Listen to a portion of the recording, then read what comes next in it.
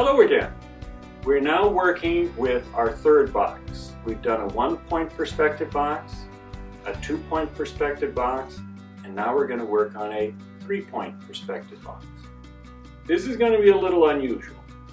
Normally you don't see 3-point perspective drawings much except in comic books or sometimes in architectural renderings when they want to exaggerate some features.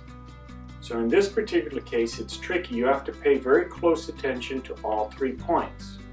You're not going to have vertical lines unless they happen to follow one of the points, and you're not going to have horizontal lines either, and again only if they happen to follow one of the 3 points. So when you take a look at this, you have 1, 2, 3 points. What's going to happen is this line here will create the corner of the box.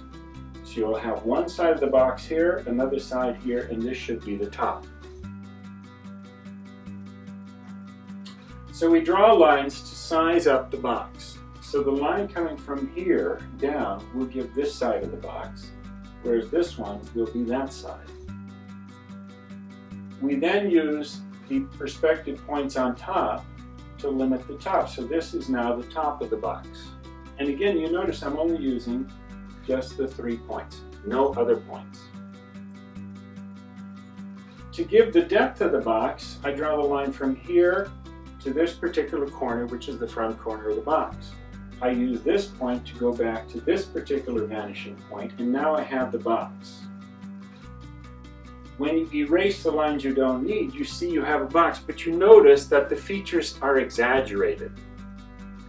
This is particularly true if the paper you have here, you're using the inside of the paper. Sometimes what artists can do, mentally, they can see points and they don't have to be on the paper, they can be off the paper, which means that the drawing will not be as exaggerated.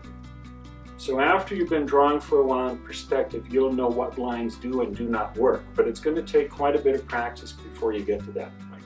So in the meantime, it's best to use the points on a piece of paper. Now, I had to draw the inside of the box, and remember in the previous drawings all I had to do is just do one line. Well, if I draw this line down here, it would have gone too far down, because then it would have looked like the corner here of the box is deeper than the front. So the way I found out how deep the box was on the inside, I used the vanishing points here, where they crossed here, and you see now I have the bottom of the box, which you can see in this drawing, which we could not in the previous two. And here, this is a little easier to see. So you notice you see the bottom of the box from the top, because again, this is exaggerated. We use circles again, but you notice how big this circle is and how much smaller this one is? Again, it's just going to be more exaggerated. We follow the same exact format that we did before. We drew this line to find the center of this side of the box. Then we draw a line here and another parallel line here, and look at how gigantic this is compared to this. And again, that's because we're exaggerating features. So I use this particular line up here for the flap that's on the front, and this line for the one that's in the back. And I draw it to this particular point for the perspective, so I'm going to use lines that are somewhat parallel. But in this case, because it's 3-point perspective, you don't necessarily make them parallel. You start parallel, but you flatten them out a little bit if you want. That will actually fit the drawing better. But if you're not used to this yet, where you can't see it, just make them parallel, like I did here. So you see we have the front flap and the back flap.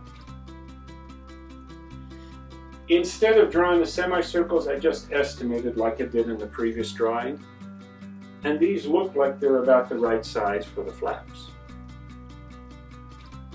Again, I erase the lines I don't need.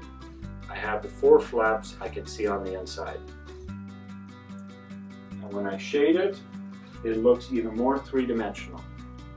But it's a little more exciting than the 1-point or the 2-point, and that's one of the reasons they use 3-point.